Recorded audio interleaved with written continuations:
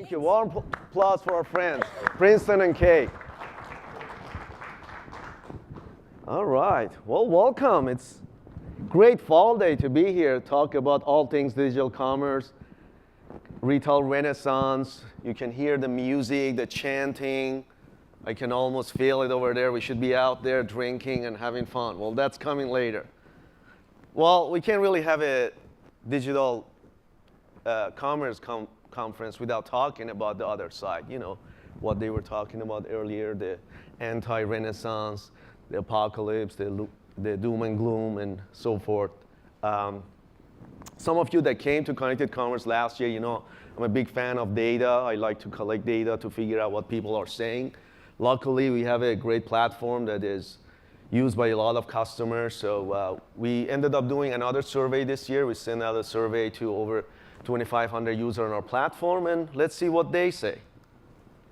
Cool. Well, our users, over 82% of the respondents said it is retail renaissance. I expected nothing less. If you're using Logicbroker, you should be in retail renaissance. Maybe if we surveyed our competitors, the apocalypse would be higher. Maybe they'd be 80%. But before I talk about winning during retail renaissance, we can't ignore the 18%. We can't ignore the 500-pound elephant in the room. Because there are companies that are hitting the wall, hitting the apocalypse wall, and what went wrong with them? Let's learn from that. What is going on? So I want you to join me to watch a little short clip here. I don't want to grow up, I'm a Toys R Us kid. They got a million toys at Toys R Us that I can play with. I don't want to grow up, I'm a Toys R Us kid. They got the best for so much less, you really flip your lid. From bikes to trains to video games, it's the biggest toy store there is. Gee whiz! I don't want to grow up, cause baby if I did, I couldn't be a Toys R Us kid. More games, more toys, oh boy, I want to be a Toys R Us kid. Still, when I was doing this presentation, I was hearing that commercial. It was bringing the kid out of me. You know, I want to go grab a bunch of Legos and grab a couple of bikes and go with my children and start playing with Legos. And they really figured out a way to connect with you in 80s and 90s with that commercial. You really enjoy that every time you heard that commercial. So what happened? What happened? There's a big retail toy store just going out of business. Over $1 billion GMV selling online. What happened? Did people stop buying toys? Not really. I think this year toy sales are 7% up over last year. I guess they just stopped buying it from Toys R Us. And in fact, overall, retail, according to NRF, is going to reach around $3.5 trillion, up about 4% year over year. So people are buying. They're just not buying from folks that are hitting that wall. So what happened? Well, there are a lot of things. I'm sure the executives over there, they were trying to do things differently. Maybe they weren't paying attention to cash flow. They're selling $1 billion, but they're not selling profitably. They have a huge stores. They didn't revamp their store in a way that shoppers are buying today. There are cool retail stores that are making lots of profit these days with new ways of doing things. They didn't do that. They didn't invest in technology. Maybe they didn't invest in technology at the right time. They didn't leverage the big flagship store they have in New York City that we all remembered, and it closed down. So what happened? And if I can point to one thing, just generalize it, change. They didn't change, so they were changed. They were replaced by somebody else. You can't just stick with what you're doing for decades and decades in retail. If anybody can go now these days, set up a website, start selling toys, go and talk to the same distributor that they were selling to, Toys R Us, tell them, yeah, you can charge me more. I don't even need program dollar. They just put a website. The technology is so easy. They can even sell it below what Toys R Us was selling and still make money. So you need to figure out a way to have to innovate, the way you connected in 90s and 80s with consumer. Maybe not through commercial, maybe through social commerce, maybe through conversational commerce, or maybe even do some simple things. You know, I'm sure the executives were looking at the numbers. They knew apocalypse is coming, and they're like, oh no, we can't close the store in New York City. That's a flagship stores. But if you don't do something differently, maybe they should have started charging customers like attraction. I have 3 boys. My middle son is born on a New Year's Eve, and ever since he was about 3, 4, we started a tradition coming to New York City for a couple of days between Christmas and New Year, and we always went to that store to just browse. We never shopped anything, just like tens of millions of other people. They just go there, hang out, play with the toys, and leave with not paying anything. Well, you have all this traffic. How do you engage with them? Just charge everybody $20. Either you use that $20 to buy a toy or get on the Ferris wheel or buy food, or what is the worst thing can happen? People stop coming? Well, people stop coming anyway. So you have to find ways to change. And with change comes technology. I mean, these days, the technology is happening across all different industries. So did they invest in technology? Arguably, maybe they should have migrated to Logicbroker from Commerce Hub, and maybe they'd be still in business. But let's talk about technology. If I can click, OK. So here's some research from Gartner that shows technology is not a thing just for retail. It's across all industry. Everybody is investing in healthcare, finance, but they are doing it a lot better. Retail is kind of at the bottom with government and education. Believe me, you don't want to be in that area. You want to be a little bit better. And only out of people that responded to the survey, only 3% are taking advantage of technology. So you need to. But before you just jump in at technology and say, hey, I need to innovate, I got to invest, I got to just write millions of dollars check to buy all the coolest technology. I hear fill in the blank, commerce, social, conversational, mobile. You got to figure out what's your core competency to innovate. So let's go back to that survey we sent out and see what the folks that responded talked about core competency. Good news is pretty much most of the folks on our platform somewhat know their core competency or really know their core competency. And you don't really, I'm not saying change your core competency, but change the way you manage and deliver your core competency. It is refreshing to hear that, the 82% are retail renaissance and over 90% and know their core competency. What are we doing here? Let's go party. But in all seriousness, we can get comfortable. Even if you know it, you think you're retail renaissance, change could still happen. So you need to be ready to change. You might have to change your identity. You might have to change how you might think you're a retailer or a brand, which is the next result from the survey. Just look at within 1 year what happened.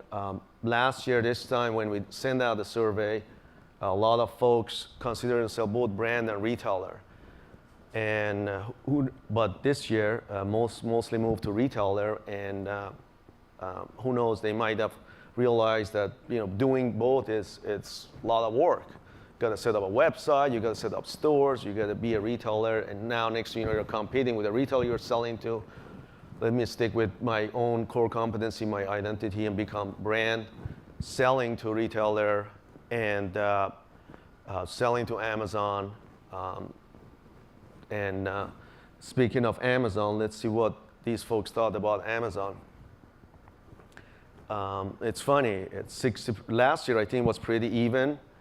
But mostly this year, think of Amazon partner and competitor. I think maybe in a couple of years, it'd be 100%. I think we compete sometimes with Amazon too, because sure, Amazon is our partner. We have a lot of brands that go through our platform, sell on Amazon, but Amazon has their own dropship automation platform. They have their own technology. They don't use us, so sort of competitor. But it's not bad to have competition, and you can collaborate with them. Sometimes they could be partner. At Logicbroker, we call them frenemies. You want to have a little frenemies. You don't want to just guard yourself from everybody, and before you know it, you're left behind and hitting that apocalypse wall and become my next case study next year with a video that we won't be able to play.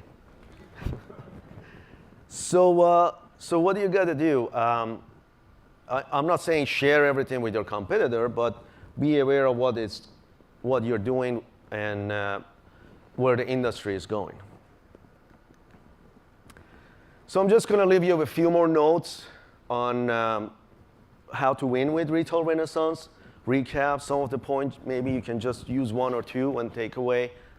Don't be afraid of changing. We're all here because of retail, e-commerce, digital commerce, and that's a fast changing. I've been in this business over 20 years, and it's still changing faster. It's not changing no longer by decades. It's changing by months, weeks sometimes. So you got to be afraid. You don't be afraid of changing. So take on chances, calculate chance, measure. Collaborate with your competitors. Who knows? Somebody could be your competitor, but they become your partner. Somebody could be your partner, become competitor. So make sure you collaborate. You're not just shielding with partnership out there, but be careful in what you're sharing. Adapt new technology. Don't be afraid of adapting new technology, but just don't go in there build. Always balance out buy versus build. See the ROI. It's always better to try it out. There are lots of great companies here, out there, whether it's a warehouse management solution, fulfillment solution, shipping solution, tax, compliance, a web platform, and there are agencies out there that can help you. Partner up with them because it's a lot easier to do that, because if that doesn't work, you just stop doing it. You don't have to have a big infrastructure to try it out. And if you don't know your core competency or kind of know about it, make sure you nail that down right away. Get on with your leadership, get on with your team, with your partners, and figure out what that is, and go execute on it. Monitor trends. Don't be a trend follower and constantly, there are so many cool things coming in. See what works for you. Is it social commerce? Is it mobile commerce? Is it conversational commerce? That's a really cool trend that I like. And I don't think it's a new thing. The technology is new, but conversational commerce has been around for a century. People talk about buying things with each other, and when you are talking to somebody that they bought something, you're more susceptible to buy it. Whether it's that keeping up with the Joneses factor, or you want to be cool factor, I want that new iPhone X factor, or XS, or whatever, XSSS, and whatever is going to come, we all just sucker and follow it. But now, conversational commerce, you can leverage technology that whether it uses machine learning language through voice, chat, and text, to a collaboration platform to have people converse with each other, converse with machine, and ultimately lead to purchasing product. But when you go follow these trends, make sure you measure it. Measure it with data. Is this giving me ROI? If it is, then go full steam and invest more in it. If it doesn't, abandon it. And the last thing I want to leave with you is building a winning culture. Without having a right team in your organization, there's no way you can win. Those could be your boss, your peer, your team, your partner in the industry. Make sure they have a winning attitude and they do the right thing when you're not even looking at it. And I want to leave you with one personal story in our organization. When we launched one of our customer, we went live with them. They were drop shipping parts to their customers. And one of their consumers that bought a part online called our office. And somehow he got to one of the folks in our organization and say, hey, I need a part for my washer that is broken. It hasn't arrived. And I got 4 kids, 4 boys, and I'm a single dad. I got to do a bunch of laundry. Help me out. This person could have easily said, what are you talking? What the heck are you talking about? I'm not you got to call our customer. We're just a technology platform. Instead of doing that, he started talking to us. Oh yeah, I have 2 kids too. And while he's doing it, using our portal, same thing that our customer would use, and found the tracking information and see that the product is going to arrive the next day. The customer was so happy, and that probably become a lifetime customer for our customer. So our customer become our lifetime customer, and together we win during this retail renaissance. Thank you. Leave you with that. We got a great session, and enjoy